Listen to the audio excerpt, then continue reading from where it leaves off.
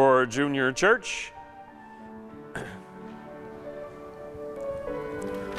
Did you turn this one on? Did you turn this one on there?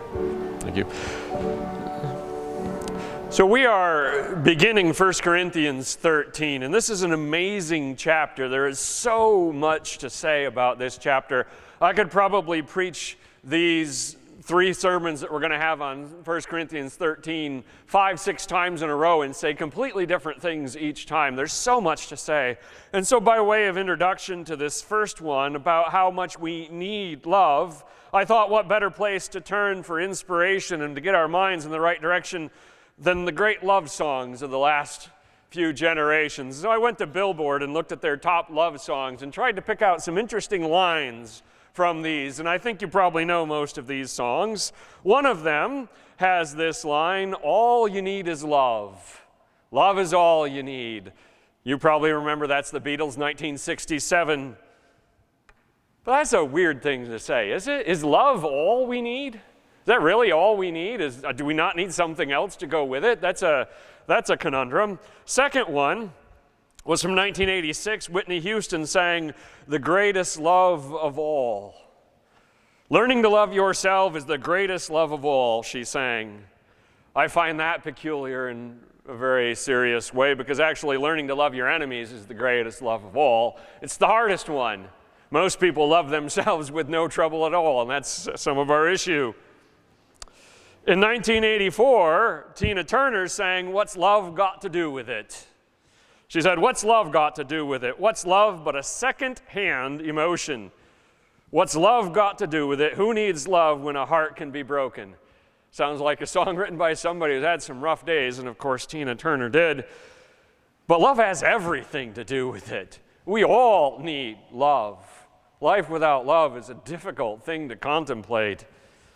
And then lastly, in 1990, Stevie B sang, "Because I love you. Because I love you, I'll do anything. I'll give you my heart, my everything. Because I love you, I'll be right by your side, to be a light, to be your guide." I think he's heading in the right direction that we're working for here. And no, I didn't ever contemplate busting out any of those in their original by singing it. That's not the way this works. Let's think about love. As we begin 1 Corinthians chapter 13, Paul transitions at the end of chapter 12, and we start with this because it is our transition. It says, "And yet I will show you the most excellent way." If you remember, previously we talked about the unity of the body of Christ, one body with many parts, and how each of those diverse parts had their own gifts from the Holy Spirit, the ability to make a contribution, to be valuable.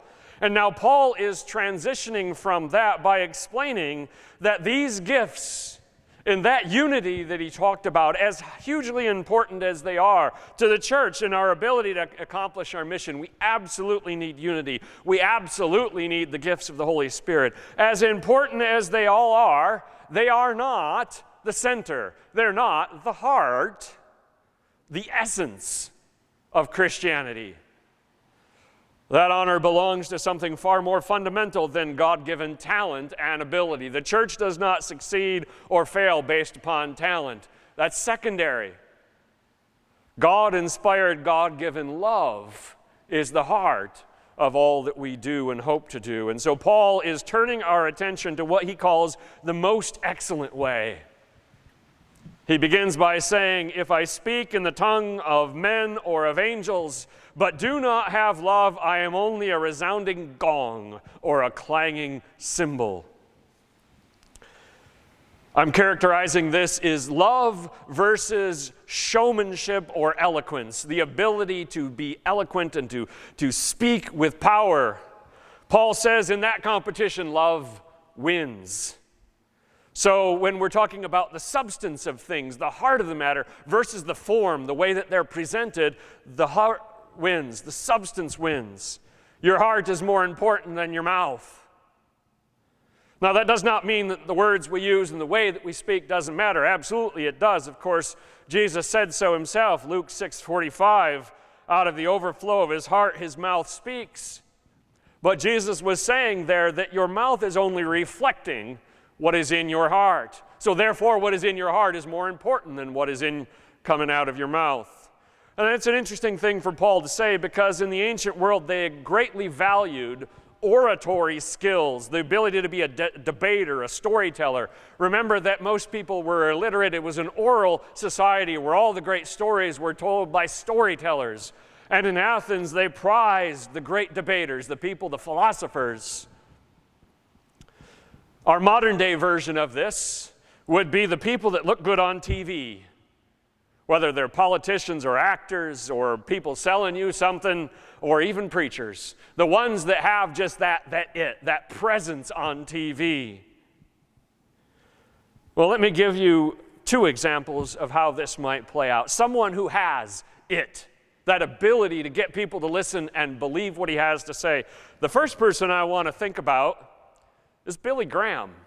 We lost Billy Graham some time ago, but Billy Graham spoke in person to more people than any other person in the history of humanity. More people heard him, not on TV or through a movie or something, but they saw him speaking, because he gave 417 of his stadium-filling crusades in 115 countries. 215 million people saw him face to face, speak to them. And the statistics from the Billy Graham Society organization say 3.2 million people made a profession of faith. And Paul is saying to you that Billy Graham's ability without love is a gong. It's nothing. No offense to those who are percussionists, but nobody wants a gong solo. Nobody wants someone to go nuts on the cymbals or on the triangle. That's not music. That's noise. Gongs, cymbals, percussion, that's what accompanies music. It's an exclamation point. It makes it deeper. It's not solo music. Love that is eloquently stated is like a Beethoven symphony, sublime, powerful. Eloquence without love is like a toddler banging on a bunch of pots. I don't call that music. That's noise. And while it might be funny, it gets real old real quick. So what happens if you have the power to speak and the ability to shape hearts, but you don't have love? You cease to be Billy Graham, and you become Alex Jones. Never heard of Alex Jones? Alex Jones is a conspiracy theorist. He's a demagogue. He's someone on the TV and on the internet that is making a ton of money off the fear of others. He's the one that popularized the idea that Sandy Hook's massacre, all those children, was a hoax. They were all actors. It was all fake. He mocked the parents on TV that were grieving, saying they were actors. There's no love in that message, only fear. Well, this is good news for those who are shy, those who stutter, those with a speech impediment, and even those who do not speak the language, and even those who are mute, those who cannot speak at all. Because love is more important than what we can say. It's bad news for the hypocrites, the smooth talkers, and the liars. People that are manipulating speech without love. Paul goes on to say, if I have the gift of prophecy and can fathom all mysteries and all knowledge, if I have faith that can move mountains, but do not have love, I'm nothing. So this is round two, love versus knowledge and wisdom, because that's what he's talking about when he says faith that can move mountains. That's an extreme example of wisdom. In other words, you understand the mind of God, and you can move mountains with your faith. You're that wise.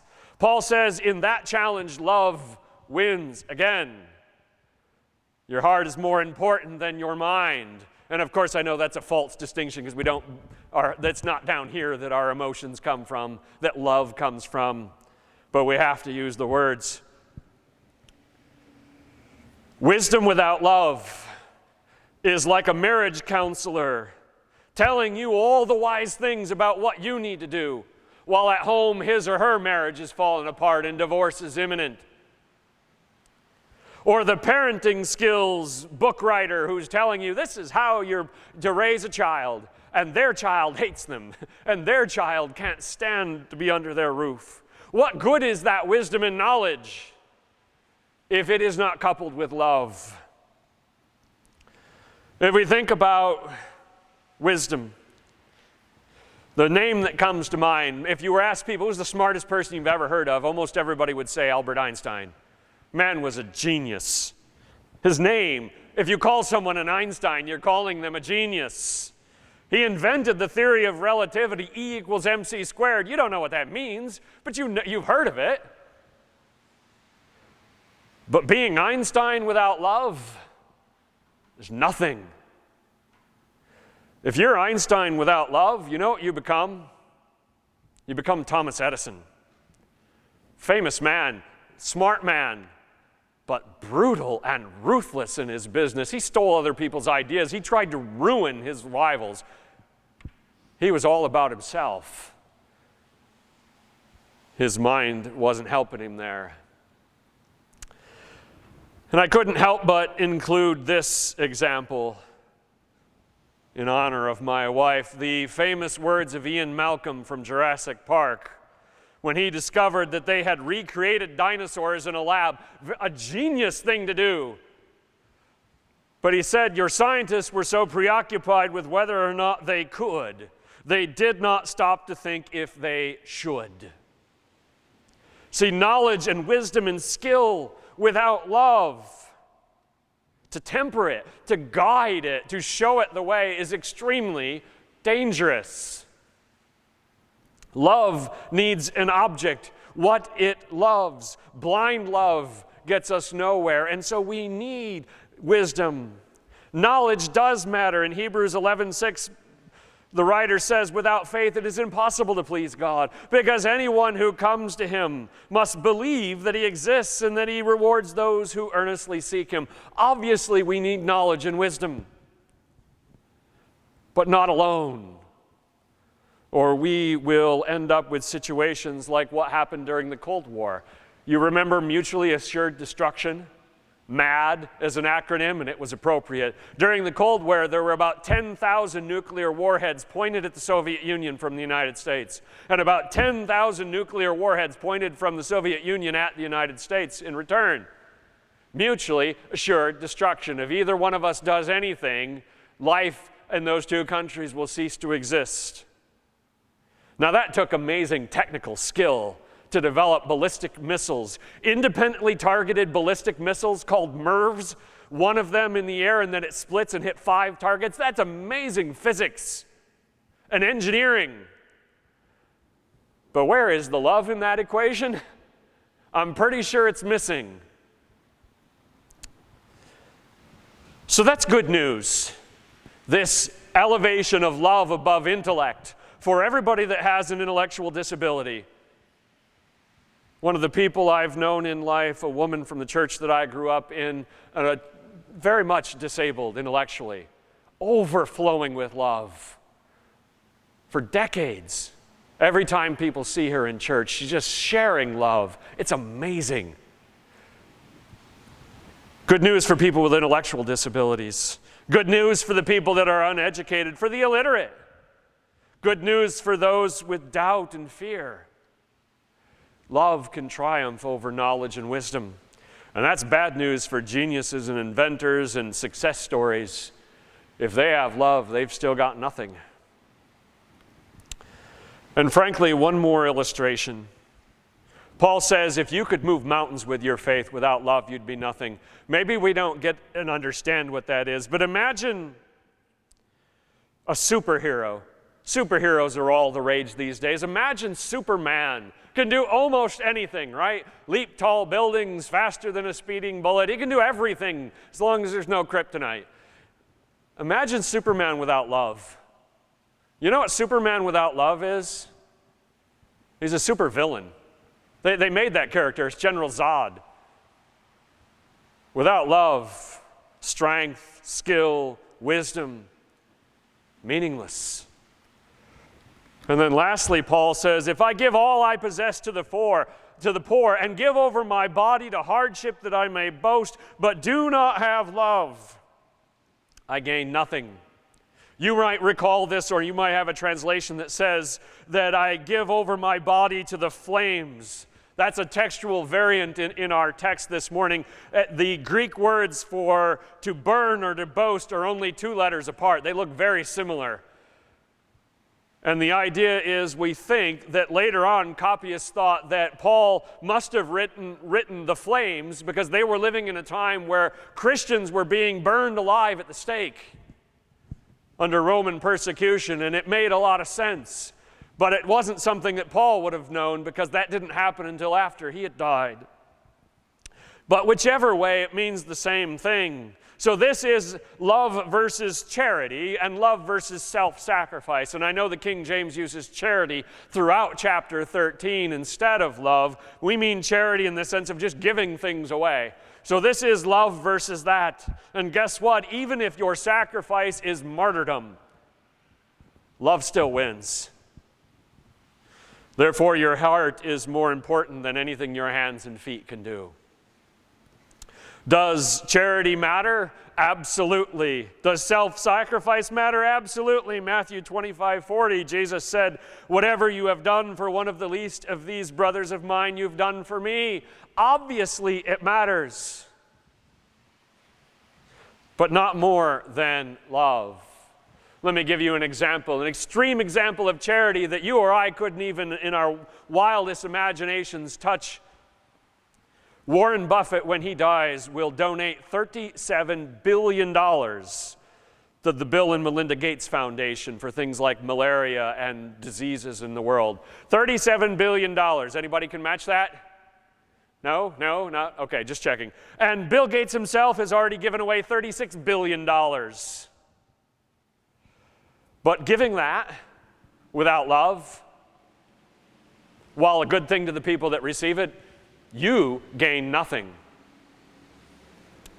Because giving without love, or without love, giving ceases to exist, and you end up being Ebenezer Scrooge, one of the most famous characters in British literature, or Leona Helmsley, real-life New York rich person who gave $12 million to her dog when she died instead of her family, because they didn't like each other. But when sacrifice is together with love, you get someone like St. Agnes that you've probably never heard of. St. Agnes was born in 291 AD. She died in 304.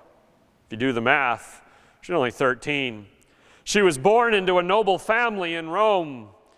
At 13, she volunteered her name to the authorities when they were looking for Christians to persecute under the Emperor Diocletian. The worst period of persecution, very brief, but half of the martyrs of the whole early church were in those couple of years.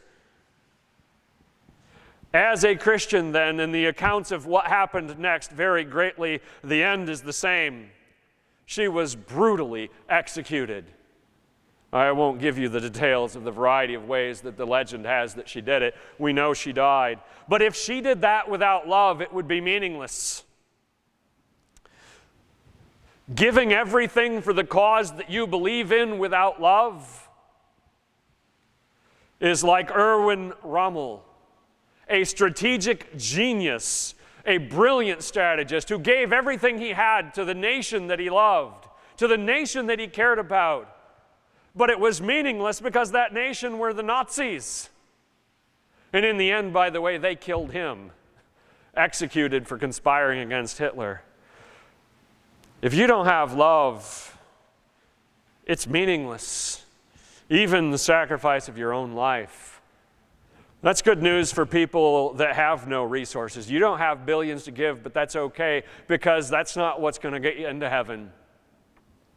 That's good news for those who live in peace. You're thinking, I can't be a martyr. If I need to be a martyr to get to heaven, I can't be one because nobody's walking around targeting Christians where I live. That's okay.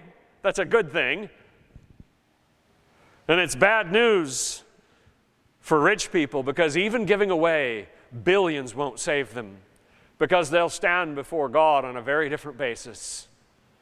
And it's bad news for martyrs, because it is not a get into heaven free card. Dying for your faith does mean nothing if you do not have love, because it meant you didn't have faith. They have to be together. Now let me close with the words of Matthew Henry. Matthew Henry wrote this a couple hundred years ago, and he's using the word charity in this, but he means love. He said, "How strange a way of recommending themselves to God are those who got into hope to do it by burning others, by murdering and massacring and tormenting their fellow Christians. If I cannot hope to recommend myself to God by giving my own body to be burnt, well, I have no charity. I will never hope to do it by burning or maltreating others, in open defiance of all charity." That's how messed up humanity is sometimes. Paul is telling you, if you have not love, you have nothing. And yet in our history, and even the history of the church, we have people that murdered each other for their faith, as if that would please God. The exact opposite of what Paul is trying to give us this morning. 3 things I want you to remember as you walk away from this, and please read it again and again. This has so much to think about. Love beats eloquence, it beats knowledge, it beats wisdom, it beats charity, and it even beats martyrdom. There is nothing greater than love. We'll get that in 2 weeks. We'll see Paul's final evaluation. Number 2, without love, everything else is meaningless. Wealth, fame, power, success, self-sacrifice, all of it is meaningless without love. Next week we'll learn what kind of love he's talking about, and it'll really wake us up, because it is a doozy. And then lastly, we know this. We all need to love somebody. Lots of people, in fact. And we all need to be loved. Without this, we're hopeless.